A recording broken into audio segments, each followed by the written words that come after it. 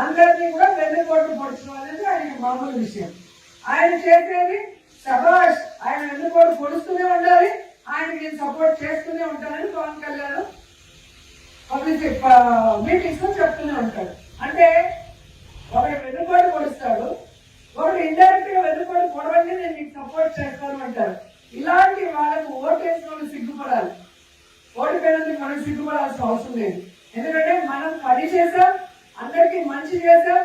ఈవీఎంల వల్ల లేదా తిన్నింటి వాసాలు లెక్క పెట్టిన కొంతమంది వల్ల మనం ఓడిపోయాం. సో ఈసారికైతే వాళ్ళు మోసం చేయగలిగారు, కానీ ఈ 5 ఏళ్లలో వాళ్ళు చెప్పిన ఏదైనా చేయగలరా? వాళ్ళకి అక్కడ గౌరవం లేదు, ప్రజలకి జరిగేది ఏముండదు. సో ప్రజలు తెలుసుకుంటారు, రాబోయే కాలంలో ప్రజలు మోసపోయే అవకాశం ఉండదు. సో ఆ ప్రజలకి మనం ఒకసారి గుర్తు చేయాల్సింది ఏంటంటే ఈ క్యూఆర్ కోడ్ స్కాన్ చేసి వాళ్ళ ఇంటికి వెళ్ళి ప్రతి విలేజ్ లో ఆ విలేజ్ సంబంధించిన నాయకులు ఇంటింటికి వెళ్ళి స్కాన్ చేసి వీటిలో వాళ్ళు చెప్పినవి వచ్చాయా, ఏదైతే ఇప్పుడు చెప్పాను కదా ఆడబిడ్డలు ఇది నెలకి 1500 రావాలి, సంవత్సరానికి 18,000, మొదటి సంవత్సరం అయిపోయింది, 13 నెలలకి 35,000 కోట్ల పైగా రావాలి. సో ఇది వచ్చిందా లేదా? రాలేదు అంటే వాళ్ళు ఎంత మోసం చేశారు, ఇది గుర్తు పెట్టుకోండి. మళ్ళీ ఎన్నికల ముందు వాళ్ళు చెప్పే అబద్ధాలకి మళ్ళీ మీరు మోసపోతే మీరు నాశనం అయిపోతారు, మన కాన్స్టిట్యున్సీ మన మండలం కూడా నాశనం అయిపోతుంది. జగన్ లాంటి వ్యక్తి అక్కడ ముఖ్యమంత్రిగా ఉండాలి, ఇక్కడ రోజమ్మ లాంటి వ్యక్తి ఎమ్మెల్యేగా ఉన్నప్పుడే మేము మీకు ఇచ్చిన ప్రతి వాగ్దానాన్ని నెరవేర్చే అవకాశం ఉంటుందని మీరు ఆ ఇంట్లో చెప్పి వెళ్ళాలని కూడా ఈ సందర్భంగా కోరుకుంటున్నారు. అలాగే మీరు చూస్తే వైఎస్ఆర్ ఆసరా మన గవర్నమెంట్ లో దాదాపుగా 78,94,000 మంది మహిళలకి 25,570 కోట్లు లబ్ధి చేకూర్చారు. అంతకుముందు చంద్రబాబు నాయుడు చెప్పాడు 2014లో నేను అధికారంలో వస్తే డ్వాక్రా రుణమాఫీ చేస్తాను అసలు వడ్డీతో సహా. అప్పుడు ఉన్నది 14,000 చిల్లర, 14,500 14,700 కోట్లు ఉండేది. వాళ్ళు చేయకపోవడం వల్ల 5 ఏళ్లలో వడ్డీ అయి అది 25,000 కోట్లకి పెరిగిపోయింది. అయినా జగన్మోహన్ రెడ్డి గారు ఆడవాళ్ళు బాగుంటే, ఆడవాళ్ళు ఆర్థికంగా ఎదిగితే ఆ కుటుంబం బాగుంటుందన్న చిత్తశుద్ధితో ఆయన చెప్పినట్టుగా మరి అక్క చెల్లెమ్మల కోసం ఆ డ్వాక్రా రుణమాఫీ చేశారు.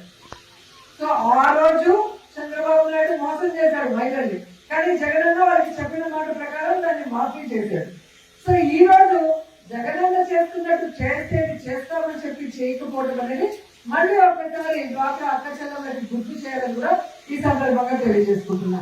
అలాగే మీరు చూస్తే వైఎస్ఆర్ చేయూత 45 ఏళ్ళు పైబడిన ఎస్సీ, ఎస్టీ, బీసీ, మైనారిటీ మహిళలకి ఏ విధంగా మరి చేయూత ద్వారా దాదాపుగా 26,99,000 మంది మహిళలకి 19,189 కోట్లు లబ్ధి చేకూర్చారు. ఎందుకు?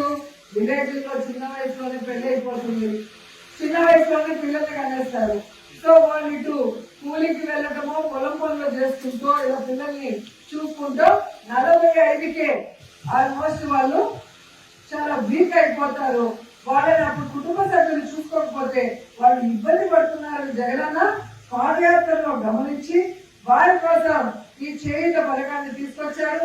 బ్యాంకు లింకేజ్ తో మహిళల్ని ఏ విధంగా శారీ షాప్ కానీ లేదా ప్రొవిజన్ షాప్ కానీ వాళ్ళు ఏది చేయగలరో వాళ్ళ గ్రామాల్లో వాళ్ళ పట్టణాల్లో ఆ విధంగా చేయించుకునే అవకాశాన్ని ఇచ్చారు. లేదా ఆవుల్లో మేకలో పట్టుకొని వాళ్ళు జీవనోపాధి చేసుకునే విధంగా చేశారు. ఈరోజు ఆ చేయూతను కూడా ఇవ్వకుండా ఎలా మోసం చేశారు అనేది మీరు గడప గడపకి వెళ్ళినప్పుడు ఈ దీపావళి చంద్రబాబు మేనిఫెస్టోని అంటే జగన్ ఇచ్చేది ప్రతిదీ ఇస్తాను, అది కాక మిగతా ఇస్తానన్నవాడు జగనన్న ఎంతమందికి ఇచ్చాడు, ఎన్ని కోట్లు ఇచ్చాడు, ఈ రోజు దాన్ని చేయకుండా వాళ్ళు ఇచ్చింది ఎలా మోసం చేస్తున్నారో చేయకుండా అనేది ప్రతి ఇంటిలో టైం తీసుకొని మాట్లాడాలని కూడా ఈ సందర్భంగా కోరుకుంటున్నారు. అలాగే ఫ్రీ బస్ 13 నెలలు అవుతుంది. ఫ్రీ బస్ రాష్ట్రం అంతా మహిళలు ఉచితంగా తిరగచ్చు. ఇటు శ్రీశైలం వెళ్ళొచ్చు, అటు కనకదుర్గమ్మ టెంపుల్కి వెళ్ళొచ్చు, అటు వైజాగ్ లో అప్పన్న టెంపుల్కి వెళ్ళొచ్చు, ఇటు తిరుమలకి వెళ్ళొచ్చు అంటే అందరూ చాలా ఆశపడ్డారు. కానీ ఏమైంది?